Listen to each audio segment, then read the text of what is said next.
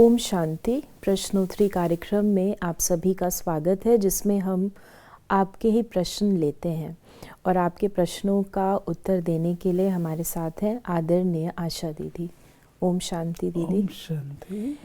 दीदी, बाबा ने हमें कहा है कि हमें बाप समान बनना है और आपका हम कहेंगे ये फॉर्च्यून रही है संगम युग पर कि आपने ब्रह्मा बाबा को बाल्यकाल से ही देखा है। तो क्योंकि ये मास होता है, हम बाप समान हमें बनना ही है, तो पहला प्रश्न तो आपसे ये है कि बाप समान किसको कहा जाता है? क्या हमें शिव बाबा की तरह बनना है या ब्रह्मा बाबा की तरह बनना है? बाप समान अर्थात क्या? इसमें दोनों ही बातें। आंखों से हम ब्रह्मा बाबा को देखते हैं और ब्रह्मा बाबा ने शिव बाबा को पूरा जैसे स्वयं में समा लिया। हर गुणों का सागर था, तो हम ब्रह्मा बाबा को गुणों का सागर तो नहीं कहेंगे, लेकिन मास्टर बाबा की जो लास्ट दिन की मुरली है और उसमें रात्रि क्लास में जो बात है निराकारी, निर्विकारी, निरहंकारी, ये जैसे शिव बाबा ने अंतिम स्थिति हमारी क्या होनी चाहिए वो बताया और ब्रह्मा बाबा सैंपल रहे, एग्जाम्पल रहे, जिनकी लाइफ में हम ये तीनों बातें देखते थे। तो जब समान बनने की बात आती है तो उसमें ये तीनों चीज़ें आती हैं और उसके साथ साथ बाकी जो व्यवहारिक बातें हैं वो भी बाप समान की हैं, जैसे उदार चित्त, परोपकारी, क्षमा करने वाले, आदि आदि आदि। और अगर आप सच पूछें तो ये तीन शब्द जो थे निराकारी, निर्विकारी, निरंकारी, इन तीन शब्दों में सारा ही सार, सारे गुण, सारी विशेषताएं, सारी शक्तियाँ समाई हुई हैं। एसेंस है जो हमको फिर डिटेल करने की ज़रूरत नहीं पड़ती है। निराकारी में बहुत कुछ आ जाता है, केवल अशरीरीपन नहीं है, लेकिन जब हम निराकारी हैं तो हम ऑटोमेटिकली बेहद के हो जाते हैं, यूनिवर्सल हो जाते हैं। ऐसे ही सारी अपनी जो कर्मों की पूरी लंबी चौड़ी हिस्ट्री है वो हमारे समाप्त हो जाते हैं, निराकारी में एसेंसफुल हो जाते हैं। ऐसे निर्विकारी हैं और ऐसे निरहंकारी हैं। हर एक का डिटेल है बहुत ज़्यादा। निर्विकारी किसे कहेंगे? बाबा ने तो एक मुरली में ये कहा है कि जहाँ आप स्वयं निर्विकारी हैं, आपके सामने कोई व्यक्ति आए तो वो भी ऐसा बन जाए, वो भी निर्विकारी हो जाए, बनने की प्रेरणा ले ले। ये निर्विकारीपन की पराकाष्ठा। जैसे ब्रह्मा बाबा को देख करके कईयों को प्रेरणा आती थी। निरहंकारी जरा भी मैंपन ना हो, अंश मात्र भी ना हो और उसमें वो समाप्त हो जाए। मैं ना रहूं, जिसको हम कहते हैं निरहंकारी है। निरहंकारी इतना सिंपल वर्ड्स में नहीं है कि भाई कोई अहम ना हो। तो दीदी, इसको थोड़ा सा अगर आप और एक्सप्लेन करें, क्योंकि कई बार पहले भी हमने लिए हैं शुरू में ऐसे प्रश्न कि जब बाबा ने निर्विकारी बोला तो उसमें अहंकार भी आता है। तो ये निरहंकारी बाबा ने अलग से भी बोला तो ज़रूर उसका कोई विशेष महत्व होगा। तो निरअहंकारी अर्थात क्या, अगर आप इसे और एक्सप्लेन करें? देखिए, जो निर्विकारी है उसमें 5 विकारों के हिसाब से अहम आता है। हमारे अंदर कोई भी प्रकार का अहम ना चाहिए। लेकिन जब निरअहंकारी कहा तो उसमें अहम माना मैं, वो मैंपन बिल्कुल भी ना हो। वो मैं क्या होती है, मैं फला, ये कोई बड़ी बात नहीं है, ये कोई बड़ी बात नहीं है। ऐसे कई लोग होते हैं जो अपने पद और पोजीशन की कॉन्शियसनेस में नहीं होते। आज की दुनिया में भी हमें मिलते हैं। लेकिन जब बाबा निरहंकारी कहता है हम इतने ऊंचे उठ जाएं, इतने बाप समान, जो अहम मैंपन, मैं अलग एग्जिस्ट करती हूँ, ये भी समाप्त हो जाए।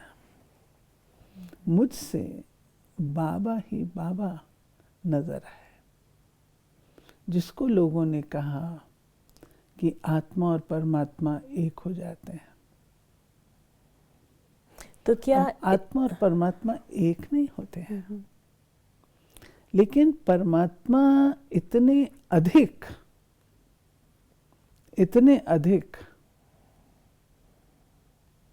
हमारे में समा जाते हैं गुणों के रूप से, जो बिल्कुल अलग नजर आता ही नहीं। जिसको कहते हैं ये बाप जैसा है, बाप नहीं होता, बाप जैसा है।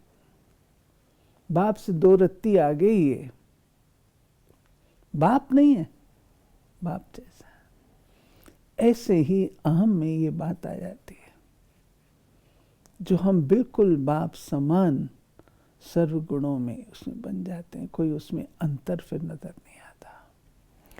तो क्या हम इसे लवलीन स्थिति कहेंगे, या फिर लवलीन स्थिति से हमें ये स्थिति प्राप्त होती है? लवलीन स्थिति ये हमारी प्रायः जब हम लवलीन स्थिति की बात करते हैं तो वो योग की अवस्था है। योग की अवस्था और बहुत ऊंचे नशे की अवस्था व्यवहार में। याद में बैठेंगे तो लवलीन यूं, और व्यवहार में वो नशा हो।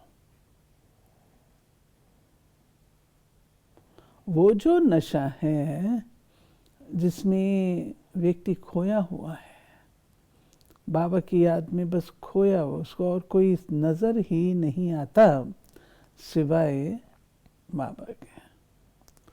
तो इसलिए बाबा हम बच्चों को जब लवलीन कहते हैं तो एक के लव में इतने अधिक रम जाना जो और कुछ पता ही नहीं हो।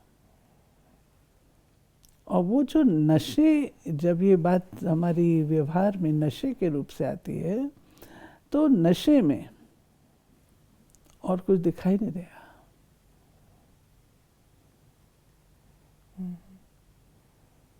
तो लवलीन वो हमारी योग की और एक नशे की स्थिति है, लेकिन निरहंकारी जो आपने कहा वो आत्मा की संपूर्ण जैसे स्थिति कहेंगे फिर? हाँ, वो अलग चीज़, वो अलग चीज़ है, और लवलीन अलग चीज़ है। लवलीन एक हिस्सा है निरहंकारी का। निरहंकारी तो हमारी संपूर्ण अवस्था है, कंप्लीट है।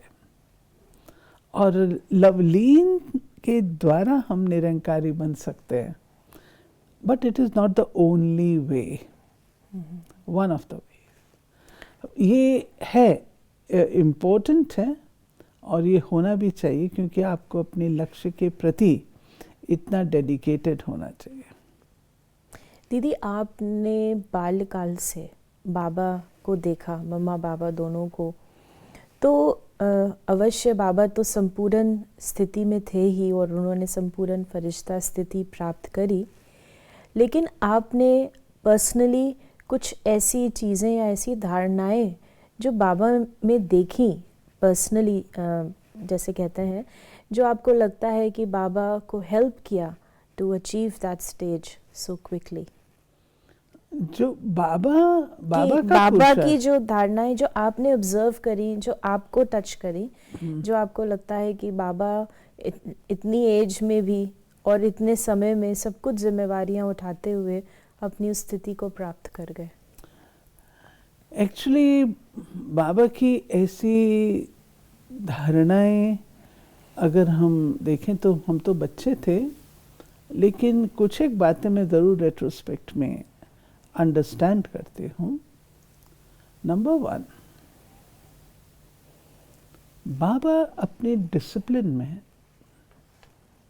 कभी कॉम्प्रोमाइज़ नहीं करते थे।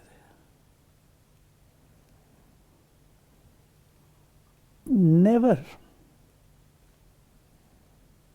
और बाबा का वो डिसिप्लिन, अब आप देखिए बुजुर्ग शरीर था तो बुजुर्ग शरीर कभी बीमार भी पड़ सकता होगा,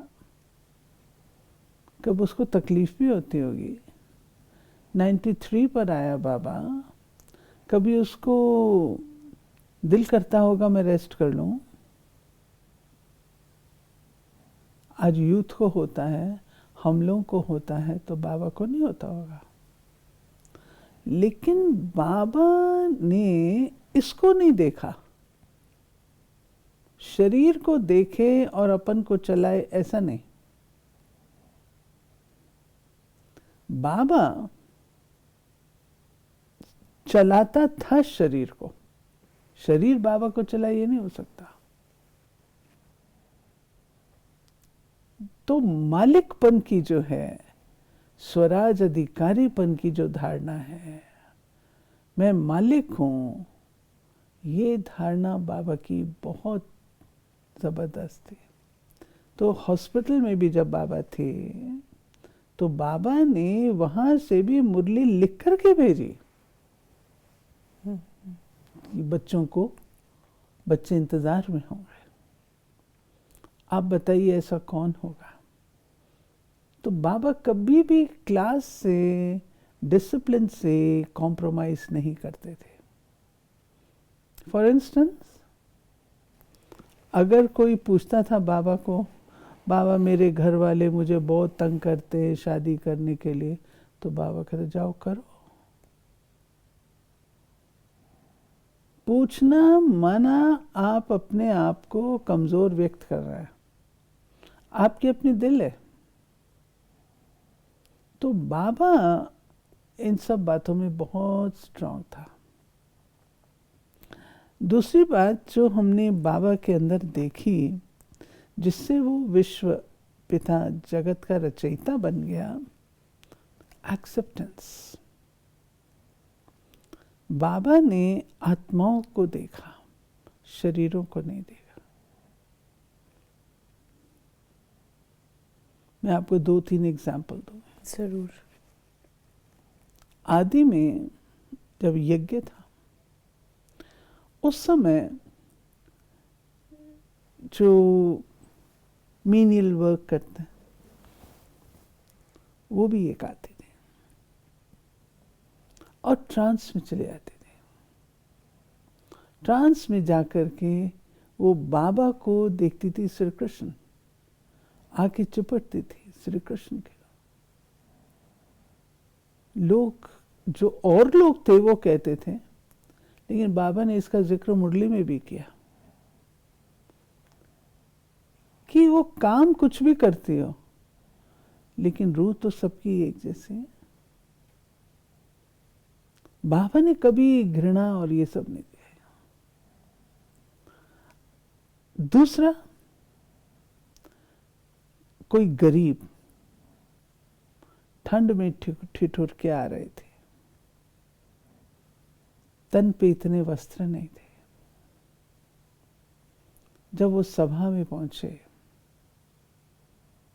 बाबा ने उठ करके, मुरली चला गया, उठ करके अपना शॉल उन्हें ओढ़ा करके स्वागत किया। ये बाबा ने एक्सेप्ट। गरीब, कोई नाम धाम वाले नहीं, सिंपल। तो ये एक पिता की निशानी है। पिता अपने बच्चों में ये नहीं देखता कि क्या है, कौन क्या है। वो ये देखता है ये मेरा बच्चा है। मैं समझती हूँ शायद इतनी गहराई से ये धारणा कि मैं प्रजापिता हूँ और ये सब मेरे बच्चे हैं, ये धारणा शायद इतनी गहराई से किसी में नहीं हो। तो दीदी, ये जो दो मुख्य बातें हमें समझ में आती हैं कि ये जो डिसिप्लिन था बाबा का, वो इसलिए था क्योंकि वो मालिकपन की स्थिति में थे। मैं आत्मा मालिक हूँ, और अगर डिसिप्लिन नहीं है इसका मतलब हमारी मालिकपन की स्थिति भी ठीक नहीं है, क्या हम ये कह सकते हैं? और दूसरा जो आपने हमें बताया, जो बाबा की जो मुख्य कि हर एक है उसकी फिजिकल ऑक्यूपेशन या वो फिजिकली क्या काम करता है, लेकिन आत्मा को देखना, रूहानियत ये बाबा की रूहानियत थी जो बाबा को इतना ऊंचा लेके गई।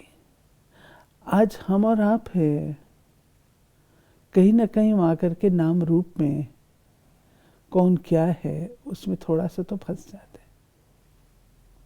लेकिन बाबा के लिए ना, बाबा को कोई आके कितना ही कहता ये धन संपत्ति आदि मुझे थोड़ा सा साक्षात्कार करा दो, बाबा थोड़ी कराता साक्षात्कार। बाबा ने अपने आप को शिव बाबा पर इतना समर्पित किया हुआ था, आज्ञाकारिता थी, इतना समर्पित किया हुआ था जो बाबा कहीं पर भी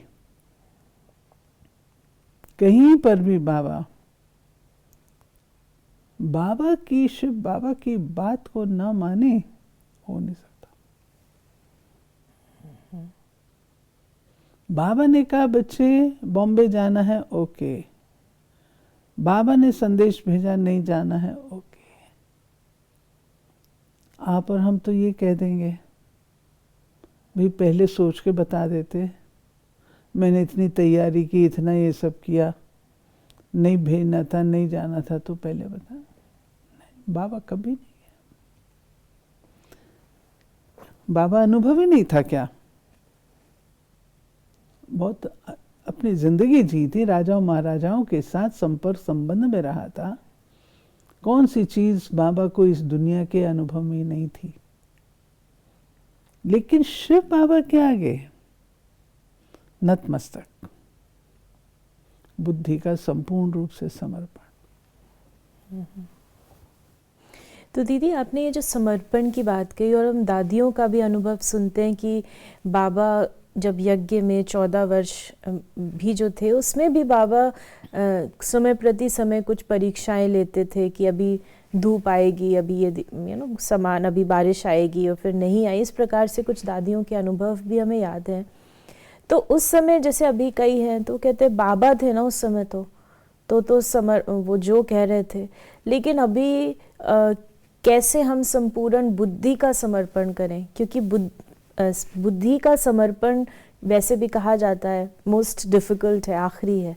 तो बुद्धि का समर्पण कब करें, कैसे करें? देखो, ये है बुद्धि के समर्पण से पहले की बात। मैं समझती हूँ चुप करके ऐसे बुद्धि का समर्पण भी ठीक नहीं होता, क्योंकि फिर हम वापस ले लेते हैं बुद्धि। लेकिन एक बार सोच समझ के, कौन है, किसको समर्पित है और वो क्या कर रहा है, मेरे लिए वो क्या डायरेक्शन दे रहा है, जब आप परख लेते हैं, अंडरस्टैंड कर लेते हैं, समझ लेते हैं, फिर आपको मुश्किल नहीं होती है। फिर आप समर्पित हो जाते हैं। ये उसी तरीके जैसे जहाज में जब आप वो फिक्स करते हैं, उस समय कभी कैसे कभी कैसे कभी कैसे, एक बार जब सेल्स सेट हो जाते हैं तो अपने आप चलते हैं। ड्राइवर्स हैं, एरोप्लेन चलाने वाले लोग हैं, एक बार सेट करके बैठ जाते हैं, आराम से बैठे रहते हैं, उनको कुछ करने की ज़रूरत ही नहीं होती है। ऐसे जब आपको ये फेथ होता है, ये निश्चय के ऊपर डिपेंड करता है, जब आपको ये फेथ होता है ये बाबा है, फिर तो आंख मीट करके आप पालन करेंगे, आप बार बार चेक नहीं करेंगे। बाबा साकार रूप में वहाँ थे, लेकिन शिव बाबा ने ब्रह्मा बाबा की भी परीक्षाएं तो ली थी। ऐसे ही आज की डेट में कुछ भी अगर मेरा निश्चय पक्का है तो चाहे बात हो या ना हो, बाबा हो या ना हो, मैं निश्चय बुद्धि विजयी होंगी बाबा की बात को स्वीकार। मैं आपको एक किस्सा सुनाती हूँ। हमारे एक राजकुमार भाई होते थे, वो दिल्ली के चीफ इंजीनियर थे, देसू के। देसू दिल्ली इलेक्ट्रिक सप्लाई, आजकल तो कुछ और कहते हैं उसको, उन दिनों देसू, और इसको मोस्ट करप्ट माना जाता था। ये बड़े साफ सुथरे अपराइट ऑफिसर थे, बाबा के बच्चे थे, ऑफिस भी कुर्ते पजामे में जाते थे और ज़रा भी कोई रिश्वत स्वीकार नहीं करते थे। हर एक को पता था। ये कहते थे ये मैं नहीं कर सकता, आप लोग कर रहे हो, आप जानो, मैं नहीं कर सकता। तो ऐसे लोगों को डर रहता है ना थोड़ा बहुत कि भाई ये नहीं लेते हैं तो हम लोग कहीं फंस ना जाए। तो लोगों ने अपॉर्चुनिटी देखी, जब इमरजेंसी लगी तो इनको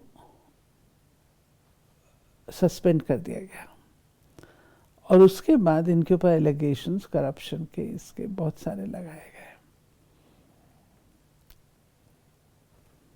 बाबा से संदेश गुलजार दादी के द्वारा लेते देते थे। तो लंबी कहानी है,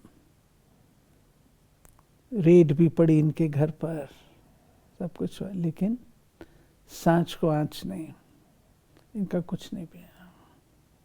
सीबीआई का केस हुआ, तो कुछ हो तो मिलेगा ना, नथिंग। जो इतना बड़ा ऑफिसर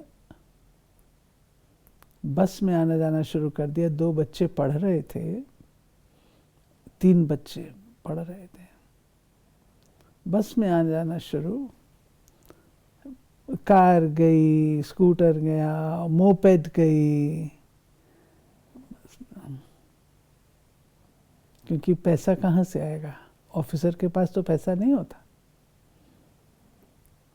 और कई समय चला, बहुत कंप्लेंट्स। लोगों ने कहा, मैं आपको ये बात बता रही, लोगों ने कहा आप प्रेसिडेंट से माफ़ी मांग लो तो कुछ नहीं होगा, बड़ा केस था, प्रेसिडेंट से माफ़ी मांग लो तो आप सब इन सब बातों से छूट जाओगे। तो उनका मैं माफ़ी किस बात की मांगूं, मैंने कुछ किया हो तो माफ़ी मांगो। अरे तुम्हारा इतना परिवार है, इतना ये है, बच्चे तुम्हारे इतने वो हो रहे हैं, और तो मैं माफ़ी क्यों मांगूं। बाबा को जब ये संदेश देते थे तो बाबा हमेशा कहते थे wait and see, wait and, कितनी बारी कहते थे wait and see, wait and see. तो आखिर विजय तो सच की होती है। बाबा ने खूब परीक्षा ली इनकी, परंतु पास। तो ये बुद्धिमान बहुत थे। राय बहादुर कहता था बाबा इनको, ये मेरा राय बहादुर बच्चा है। बहुत अच्छे थे, लेकिन बाबा के आगे, बड़ी बहनों के आगे, जो टीचर निमित्त उसके आगे बिल्कुल ही नतमस्तक होते हैं। तो बुद्धि का समर्पण ये उन्होंने बाबा से सीखा। बाबा ने कहा किया, 2 राय नहीं, जो बाबा ने कहा सो गया। तो बेशक साकार बाबा उनके सामने नहीं थे, लेकिन अनुभव तो था।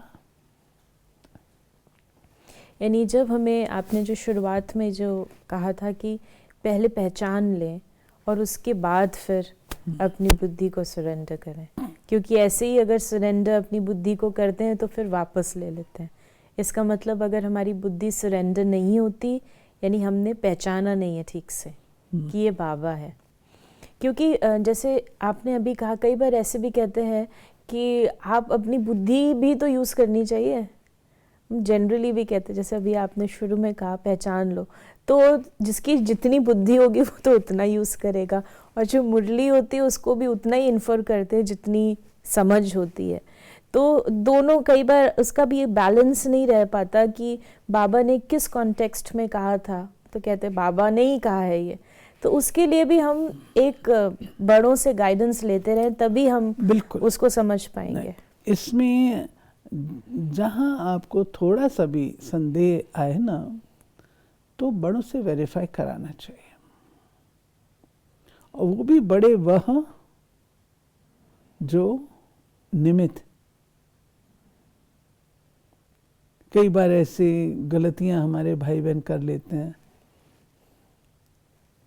कोई होगी आत्मा जो कहेगी मैं बाबा के पास गई, बाबा ने ये कहा आप ये करो ऐसा करो। ये सब फालतू की बातें हैं, और भाई बहनों को इन बातों से सतर्क रहना ही चाहिए। उनको पूछना चाहिए अपने बड़ों से कि मेरे को ऐसा डायरेक्शन मिला है, तो बड़े बता देंगे ऐसा डायरेक्शन शिव बाबा दे सकता है या नहीं दे सकता है। यानी कोई ऐसे ही जनरली कोई संदेश हमें देता है, बाबा का संदेश है, ये बाबा आपके आजकल लिए। बहुत निकल पड़े हैं। आजकल झूठी संदेशियां बहुत निकल पड़ी हैं कि मैं बाबा के पास गई, बाबा ने कहा तुम अपना मकान सफल करो, बाबा ने कहा तुम ये करो। अरे भले बड़ों से पूछो ना, ऐसे बाबा कहता है क्या किसी को? ये भी समझ चाहिए, बाबा ने कभी डायरेक्टली किसी को नहीं कहा कि तुम सफल करो। कोई भाग्यशाली ऐसा होगा जिसको बाबा, घर का बहुत नज़दीक का बच्चा जिसको बाबा ने कभी कहा हो। बाबा ऐसे डायरेक्शंस नहीं देते हैं। इसलिए कहा जाता है कि बड़ों से संबंध रखिए, बड़ों के साथ आपका अच्छा कनेक्शन होना चाहिए। कोई बात है तो बड़े बैठे हैं ना। दीदी, आपने हमें बहुत ही गहराई से जो बाबा की बात है और किस प्रकार से हम अपनी निश्चय बुद्धि भी बने, किस प्रकार से हम बाबा को समझें भी, और अभी के समय में हम अपने आप को सेफ रखते हुए बाप समान स्थिति को भी प्राप्त करें, उसके बारे में आपने हमें स्पष्ट रीति से बताया। हम अगली बार और इसे गहराई से जानेंगे, क्योंकि आपके पास तो अनुभव बहुत सारे हैं और साकार मम्मा पापा की पालना भी आपने ली है। लेकिन आज के लिए बहुत बहुत धन्यवाद। अगर आपके मन में भी कोई सवाल है तो आप उसे हमें व्हाट्सएप कर सकते हैं 8826599309 पर। ओम शांति।